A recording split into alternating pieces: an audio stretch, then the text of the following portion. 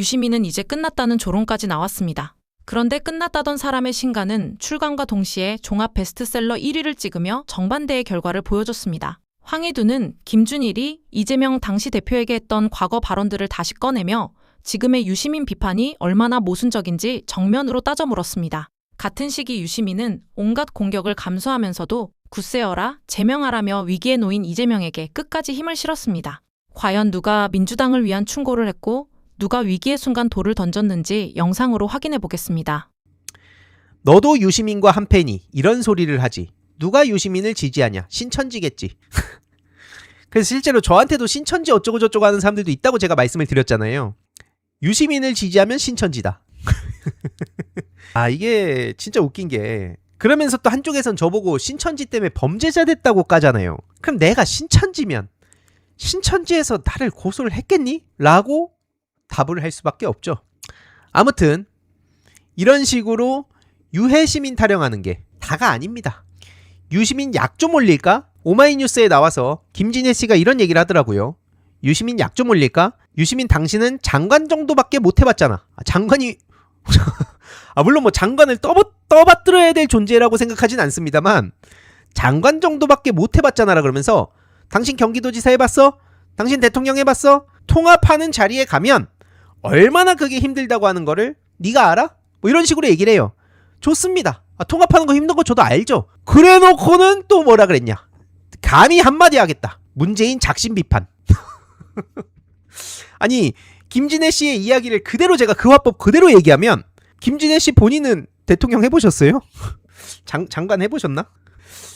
이게 심지어 지금 중요한 직책을 갖고 있지 않나? 근데 이렇게 쉽게 반박될 얘기를 해버리면 이러니까 2030들이 민주당을 우습게 생각한다는 생각은 안 해보셨나? 라고 묻고 싶은 거예요. 저는 통합하는 게 힘들다며요. 근데 김진애 씨가 또 문재인 대통령을 저렇게 이야기하는, 비판하는 건 작심 비판이라 그러고, 심지어 보세요. 야, 소신 있는 발언 감사합니다. 이러면서 지겹다. 뭐 100번 1000번 오르신 말씀이다. 저 문재인 얼굴 보기도 싫어. 이런 식으로 여기에 막 와 역시 소신 발언 감사합니다. 김진애 씨가 하면 소신 발언이 되고 유시민 작가가 하면은 진영을 해치는 뭐 쓰레기 같은 말이 되는 거예요? 뭐 그런 유니버스가 다 있습니까? 저는 그래서 예전부터 김대중, 노무현, 문재인, 이재명 이 4명의 대통령을 계속 응원하겠다고, 민주당의 역사라고 저는 생각한다고 말씀을 드려왔습니다. 근데 이 보시면 통합의 자리가 힘들면 당연히 문재인 대통령도 통합하는 게 힘들지 않았겠어요? 뭔가 싶어요. 그리고 제가 다시 말씀드리지만 비평을 한다고 감옥을 걱정해야 되는 세상인가 지금? 이게 실제로 이런 짤들이 인스타 같은 데서 어떻게 민주당을 조롱하는 방식으로 쓰이는지를 알면 이게 속 시원하다고 얘기를 할 수 있는 게 아닙니다. 민주정부가 들어섰다고 하는데 비평을 했다고 감옥 얘기가 나온다는 거는 이때다 싶어가지고 일베들이 또 신나게 붙어서 그럼 윤석열을 왜 탄핵시켰어? 이 얘기가 나오잖아요 지금. 근데 이거는 아무 문제가 없고 오히려 소신 발언, 대단한 얘기라고. 이게 내가 지금 생각이 이상한 건가? 그리고 이게 다가 아닙니다. 보시면 유시민 재단이었다고. 제가 본격적으로 방송 다 끊고 주변인들 연락 다 끊고 지금 이렇게 따로 정치권이랑 별개로 활동하게 된 결정적 계기가 이거예요.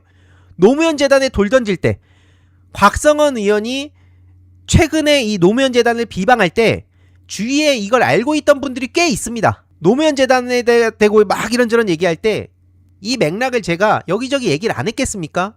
그 얘기하면 또 할 얘기가 참 많은데 나중에 좀 이건 풀고요. 아무튼 유시민 재단 타령하면서 낄낄, 심지어 여기에 서용주 씨는 뭐예요? 저 김준일 씨랑 같이 저렇게 막 직격탄을 날렸다, 뭐 김준일의 참교육이다, 김어준에게 뇌를 맡겼냐, 뭐 이런 식으로 얘기를 하고 조롱하는데 심지어 저 서용주 씨도 김어준하고 체육을 또 갈라치려고 저러고 있습니다. 참고로 한마디로 영상 편집을 안 했다, 김어준 씨는 장사를 잘하는 거다, 뭐 이런 식으로 얘기를 합니다. 특히 김준일 씨가 무슨 얘기를 합니까? 유시민 끝났다며요. 평론 가치가 없다며요. 그러면서 지금 10만 7천 번째 끝났다고 얘기하는 것 같아요. 끝났다 그러면서 본인이 여기서 제일 많이 유시민 작가를 언급하고 있어요. 제가 계속 말씀드리지만 진짜 끝난 거는요, 마삼중처럼 거론이 안 되는 거예요. 물론 나중에 다시 뭐 오세훈, 물론 이제 오세훈도 지금 나락가게 생겼는데 한동훈, 이준석 해가지고 다음 대선 때 되면 또 언론에서 치겹게 띄워줄 겁니다. 이게 민주진영과의 차이예요. 저들은 언론에서 막 띄울 건데요. 어쨌든 그거랑 별개로 지금 현 시점에 개혁신당 박살 났잖아요. 주작 사태. 그리고 그 주작 사태 이전에 지선 박살 났잖아요. 진짜 영양가가 없어지니까 아예 거론도 안 되잖아요. 근데 그놈의 끝났다 무새. 언제 끝나는 거예요 도대체? 이번에도 책 전체 1등 찍었더만. 근데 끝났대요. 대단합니다. 김준일 씨가 끝났다 그러면 끝난 거예요 여러분.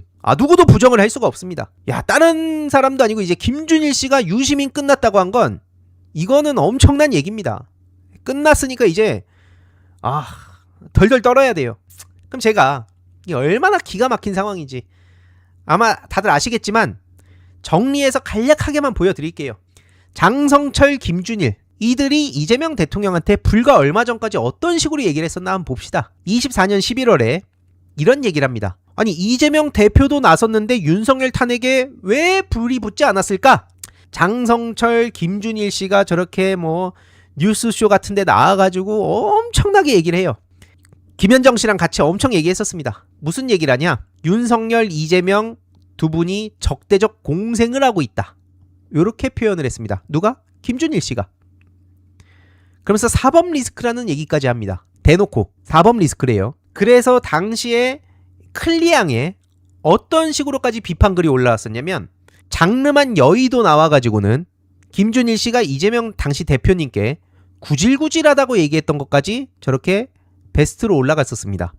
그러면서 검찰을 비판하더라도 나는 근데 이재명 대표 실드 치는 건 아닙니다 라는 식으로 계속 또 얘기하고, 그러니까 장성철 씨랑 김준일 씨가 여기저기 다니면서 국힘당의 논리를 그대로 공유했었어요.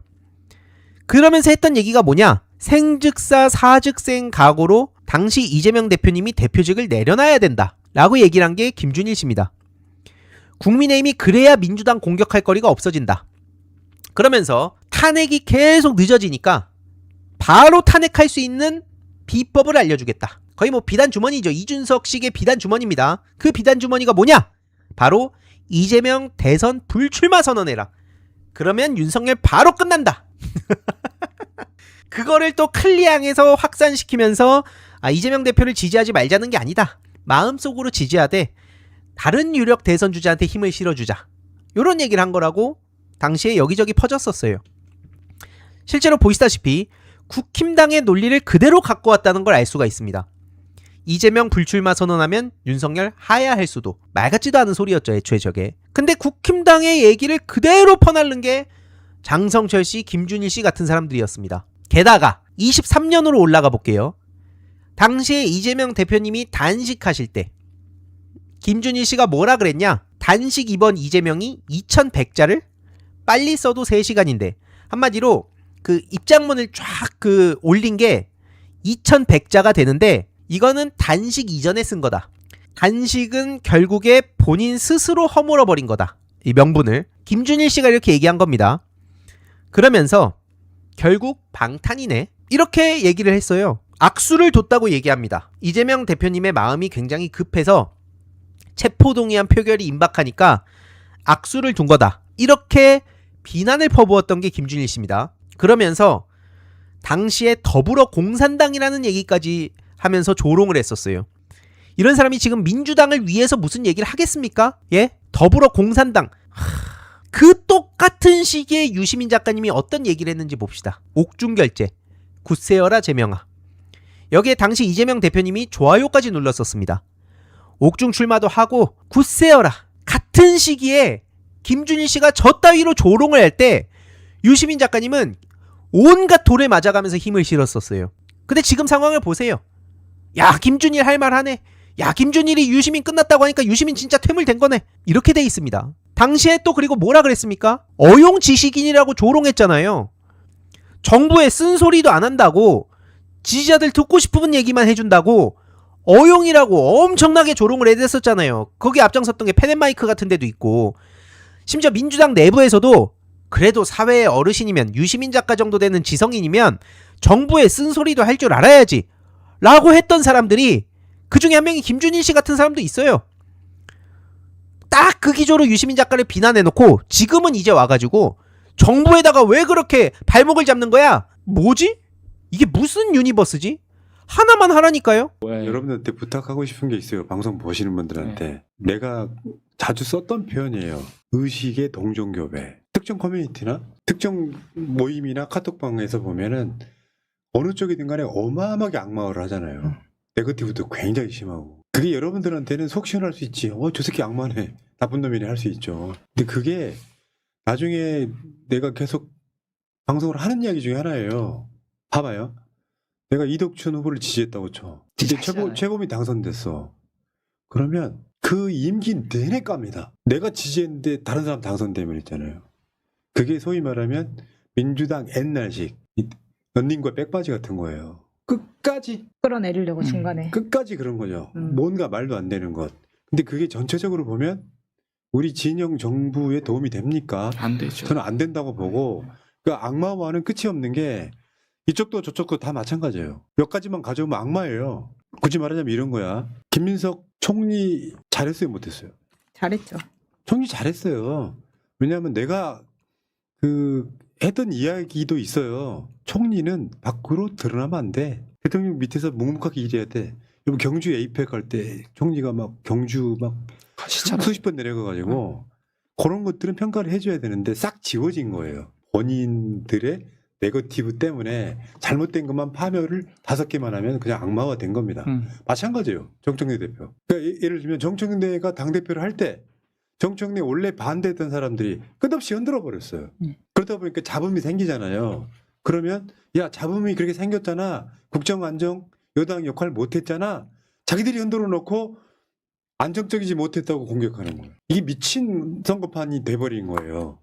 내가 봤을 때 정청래 대표도 정청래를 흔들었던 사람들의 어떤 그런 것들이 굉장히 크게 작동을 했죠. 예를 들면 기본적으로 정청래 싫어하지 않고 대통령도 좋아하고 하는 세력들이 정청래를 안정적으로 뒷받침했으면 아무 문제가 없을 정도로 잘했어요. 근데 어제 토론 중에 나는 그런 걸 봤거든요. 지방선거 졌다 이겼다 이야기. 내가 했던 이야기가 그대로 나오더만 무슨 말이냐면 지방선거에서 서울시장 등을 못 가져왔지만 민주당이 12대 4로 이겼잖아요. 그러면 민주당이 이겼다고 선언을 해야 된다고. 민주당이 지방선거를 진 걸로 하면 어떤 상황이 벌어지자면 대통령의 국정 드라이브에 힘이 빠져요. 그러니까 민주당 내에서 기본적으로 아쉽긴 해도 우리가 이긴 거야. 그래서 이 요새를 몰아서 국정 드라이브 하게끔 해줘야 되는데 이재명 정부의 총리를 지내신 분이 지방선거 패배라고 규정을 하는 모습을 봤거든요. 이건 아니다 싶은 거야. 내가 봤을 때는. 내가 방송으로 했던 이야기예요. 그게. 지방선거 좀 아쉬워도 이겼다고 해야 되는 거다. 근데 이제 이게 전당대회 국면에서 정청래 체제에 민주당이 지방선거 졌다까지도 이미 결론을 내린 상태가 되면은 내가 당대표가 되기 위해서 당을 깎아내리는. 근데 당대표가 되기 위해서 국정 동력을 떨어뜨리는 실제로 보면 똥볼을 차버리는 상황이 와버렸다고 난 봐요.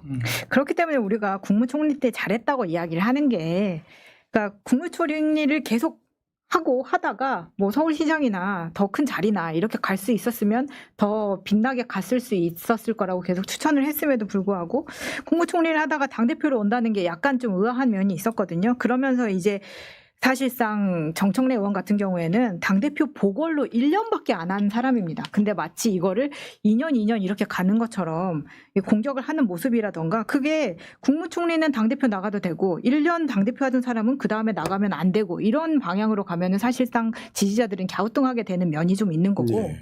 그 협공에 관련해서는 김민석과 이제 송영길이 같이 이렇게 협공하는 것처럼 보이는데 그게 약간 살얼음판 같은 느낌이 들어요. 왜냐하면 송영길 후보 같은 경우에는 여차하면 이거 갈아탈 수 있는 가능성이 충분히 있다고 보이는 거고, 가장 웃겼던 거는 사실 1위 후보가 아님에도 불구하고 가장 많은 질문에 공격을 받은 사람이 가장 치열한 대상으로라고 생각하거든요. 그러다 보니까 그 질문들이 전부 다 정청래 의원한테 가는 걸 보면서 심리적으로 다 느끼는 거는 정청래가 1위로 가장 큰 후보로 느끼고 있는구나, 이걸 느끼게 만들어줬다는 겁니다. 그리고 가장 좋았던 거는 가장 많이 웃는 사람. 어떤 질문을 받아도 여유롭게 웃으면서 쳐낼 수 있는 거를 보여준 면에서는 어떤 면에서는 심각하게 네거티브하면서 싸우는 것보다 지지자들이 보기에는 어제 토론은 그 나쁘지 않았다 이렇게 보이는 거예요. 정성호 대표 여유가 있으시더라고요. 근데 이런 게 있어. 전략의 미스 한번 또 지적해드릴게요. 김민석 후보가 유시민 작가를 언급한 건 패착이에요. 왜 그런지 아세요? 전당대 프레임이 바뀌었잖아. 뉴 이재명 대 이재명 대 기존 지지층으로 바뀌었잖아요. 이 유시민 작가의 이야기를 왜 말을 못해? 이게 지금 어제 공격의 포인트였잖아요. 실제로 유시민 작가가 이재명 정부 망하라고 악담한 거라고 생각하는 사람은 그렇게 많지 않습니다. 악담한 거 아니죠. 충고하고 쓴소리 해준 거죠. 그러니까 이렇게까지 말을 해야 바뀔 거라고 하는 기대치예요. 이거를 왜 정청래 당신은 여기 말을 못해? 라고 하는 순간 아까 말한 그 선거 프레임으로 빠지는 거예요. 맞아요. 그러니까 예를 들면 유시민 작가라고 하는 사람이 어떻게 보면 지금까지 이 진영의 정신적 지주였단 말이에요. 푸나가 말하나 최범희 말하나 이덕준이 말해도 안 맡길 수 있는 거를 유시민 작가가 뭔가 이 방향성을 좀 바꾸려고 했던 충정이라고 느끼는 사람이 훨씬 많아. 근데 왜 유시민 작가를 왜 못 밟아? 이렇게 하는 건 패착이라는 거예요. 그러니까 지금 바뀌고 있는 그 전당대 기류 변화에 스스로 그냥 빠져가 버리는 상태인 거예요. 그러니까 자기들 지지층과 캠프 안에서만 느끼는 유 작가에 대한 감정을 고스란히 반영을 시켜버리다 보니까 그냥 일반 국민들이 보기에는 그게 완전히 패착처럼 느껴지는 거예요. 의식의 동정요 변화니까. 네. 이게 아쉬움 있는 게 그러니까 이게 이 일반적인 당원들이랑 국민의 의식과 이 괴리된 것을 알지 못하는 거예요 지금. 그거를 어떻게 극복해야 되는지 지금 캠프에서 고민해야 될 텐데 사실 유시민 작가 한 얘기가 저는 큰 틀에서 틀리지 않다고 생각하거든요. 그런 경종을 누구라도 좀 울려주고 해야 다시 한번 점검하고 할 텐데 그런 충정에서 나오는 발언을 마치 실패론, 필패론이라고 하면서 그걸 왜 못 밟아 하는 것들이 저렇게까지 이 민심을 읽지 못하나? 마치 그 신천지를 언급할 때 느꼈던 것처럼 저렇게까지 당심을 읽지 못하나? 이런 이미지를 계속 줘서 만약에 좀 당대표가 돼서 만약에 당원들의 민심을 제대로 읽지 못해가지고 이런 일이 벌어지면 어떻게 할까라는 좀 안타까움이 있어서 저는 좀 이런 요즘에 뭐 저는 김민석 후보가 새날에 나오지 않아서 되게 조금 속상했었는데 좀 이런 평당원들의 민심들고 좀 지적하는 얘기들을 귀담아 들어서 안 들어? 좀 들어서 느끼고 캠프도 좀 고민하고 해야 되는데 그런 모습이 없어서 좀 안타까운 것 같아요. 그리고 제가 생각했을 때 우리들이 좋아하는 지도자는 실수를 안 하는 게 아니라 실수를 했을 때 인정하고 바꾸는 그런 지도자들을 뭐 우리들이 좋아하는 것이지 완벽한 사람이 없잖아요. 그런 부분들 좀 고민을 해봐야 된다고 생각합니다. 그러니까 내가 김민석 캠프에 늘 충고하는 건 뭐냐면 그 정도 있지면요 품어야 돼요. 그렇죠. 품어야죠. 품어서 차별점을 없애면 되는데 자꾸 30% 프레임 안에 본인이 갇혀요. 저런 표현들이 그런 거고 어제 나왔던 것 중에 그 팩트체크 2개를 토론 끝나면서 토론 중간에 이 팩트체크 2개가 나왔어요. 자세히 보면 되게 이상해요. 뭐냐면 김민석 후보 쪽에서는 정청래 후보의 검찰개혁 입법이 나에게 전달되지 않았다. 이건 거짓이라면서 정청래 후보는 검찰개혁 추진단과 한정혜 정책위의장이 보고를 받았습니다. 검찰개혁 추진단은 입법안을 5월에 처리하자고 당에 요청했고 한정혜 정책위의장은 당대표 최고위에 보고했다고 밝힌 바 있습니다. 근데 정청래 후보 쪽에서는 지금 김민석 후보의 보안 수사권 폐지 관련 당 정책위 의장에게 5월 처리를 요청하였다? 거짓이라고 하면서 정책위 의장의 정부의 입장을 가지고 토론을 해봤으면 좋겠다는 요청이 있어서 5월에 토론회를 진행한 바 있다. 검찰개혁 TF로부터 정부안 제출도 법안을 처리하자는 요청도 없었다. 이게 뭐냐면은 내용이 전달됐다는 게 아니에요. 토론회를 하자라고 하는 게 국무총리실에서 한정희 의장한테 전달됐다는 이야기인데 요거 내용 검찰개혁 TF의 내용은 전달이 안 됐다는 사실 반증이에요. 내용 자체는 전달 안 됐고 그러니까 그거 관련해 갖고 토론회 하자는 거를 정책위원장한테 전달했다. 토론회 하자는. 근데 서로가 포인트가 다른 거예요. 너무. 네. 근데 이거 자꾸 이런 식으로 커뮤니케이션의 문제를 계속 보여주는 것 같거든요. 누구는 전달했다, 안 했다, 뭐 이렇게 말을 하는데 정확하게 프로세스가 절차가 없습니까? 총리실에서는? 저는 이게 이런 식으로 나는 정책위원장한테 줬는데 정책위도 한정희 정책위가 사실상 정청래 대표가 나와서 이야기했었잖아요. 한정혜가 정청래를 밀지 않았지만 나는 자기 정치를 벗어나 포용적인 차원에서 한정혜도 썼고 그다음에 이해식 의원도 썼고 그런 이야기를 했었잖아요. 그런 면에서 정책위 의장을 이렇게 넣는데 자기들끼리는 모르겠어요. 총리실에서는 그렇게 전달을 서로 해서 된 것처럼 이야기했을지 모르겠지만 당대표도 못 받고 당대표만 못 받았으면 모르는데 원내대표까지 못 받았다는 거예요. 그러면 이거는 시스템의 부재라고 보이는 겁니다. 예. 자, 이런 부분이 있었고요. 지금 그 생일 투표 전략 이거 잠깐만 언급하고 해당 당사자 중에 한번 모실게요. 친청 생일 전략 논란 친명도 홀짝 투표 공유. 이걸 어떻게 설명하면 되냐면 어제 토론에서 보니까 민주당 사상 이런 일이 없었다 그러는데 그건 명백한 거짓말입니다. 이재명 대표 당대표 일기 때 한번 볼까요? 이 전당대 최고위원 투표를 할 때 후보들이 장경태, 서영교, 박찬대, 고민정, 고영인, 윤영찬, 정청래, 송갑석 주옥 같은 이름이 지금 오랜만에 등장을 하는데 여기서 박찬대 의원을 당선시키기 위해서 저기 서영교 의원은 그 당시에 그 대의원들 표로 당선이 됐고요. 박찬대를 당선시키기 위해 장경태, 박찬대, 뭐 정청래, 뭐 요런 거를 갖고 생일로 투표를 했던 게 그때 있었어요. 기억들 하시겠지만 골고루 당선시켜야 돼서 고민정은 그때 당시 여론조사를 한 2등 정도 했었기 때문에 고민정은 포기 못하더라도 고영인, 윤영찬, 송갑석은 떨어뜨리기 위해서 생일로 투표를 했었습니다. 당시에. 이거 왜 기억나냐면 제가 그 생일로 투표하는 웹자보를 만들려고 했었기 때문에 정확하게 기억하거든요. 근데 문제는 이게 후보 쪽에서 하는 게 아니라 지지자들이 하는 자발적으로 거잖아요. 한다는 거잖아요. 네. 이거는 전 논란거리가 좀 되기는 어렵다고 보고요. 네. 자, 팀 정청래 요거는 지금 1월부터 4월생, 5월부터 8월생, 9월부터 12월생 이렇게 해가지고 이런 보시면은 나름 과학적입니다. 저 중에 해당되는 분이 지금 바로 앞에 와 계시는데요. 네. 누구일까요? 바로 앞에. 그래서 또 이제 이거 가지고 토론회에서도 약간 질책같이 비판을 하셨는데 그렇다고 해서 상대 후보도 없는 게 아닙니다. 본인들도 지금 벤치마킹이라 해가지고 열심히 돌리고 있거든요. 네. 다음도 마찬가지예요. 그러니까 요거는 지지자들이 자발적으로 하는 거 이게 뭐 불법성이 있다 이렇게 주장하는 것보다는 저는 숫자가 많아서 그런 거잖아요. 딱 3명 갖고 못하니까. 여기다가 지금 어떻게 보면 여기 임미애 후보나 맞아, 빠진 김용호 사람. 후보는 완전히 지금 쉽게 표현하면 약간 낙동강 오리알처럼 돼버렸잖아요. 지금 현재로서는 지지율도 잘 안 나온 데다가 우리 즐겁게 했으면 좋겠어요. 그러니까요. 사실 네. 어제 말씀하신 것처럼 그런 저는 포인트에서 벗어난 얘기를 했다. 쓸데없이 이런 생각이 들고 좀 계속 말씀드리지만 이번 전당대가 대통령 지지율도 좀 끌어올리고 결국은 국정을 운영하는 데 있어서 밑바탕이 된 어떤 새롭게 계기를 만들었으면 좋겠어요. 당선됐을 때는 힘이 있잖아요. 근데 1년 지나고 나면은 좀 흐물흐물해질 수 있는데 당이 힘을 모아줘서 다시 또 이렇게 원동력이 될 수 있도록 해줘야 되는데 그렇지 못하는 쪽으로 흘러갈 것 같아서 좀 답답해요. 그러니까 요게 있어. 네거티브는 네거티브를 낳아서 내 허물만 까발려지는 효과가 있어요. 품지 못하면 당내 선거는 안 하는 게 나아요. 솔직히 말씀드리면. 근데 본인의 장점이 많음에도 불구하고 아까 말씀드렸잖아요. 인정할 게 인정해야지. 김민석 총리 잘했습니다. 요게 평가를 못 받는 거야. 내가 상대방한테 네거티브를 하면 맞아. 옛날에 과거만 네. 전략이 잘못됐다. 나 전략 이야기를 계속 하고 있는데 전략이 잘못됐다. 2대1 협공도 전략으로는 나빠요. 솔직히 말씀드리면.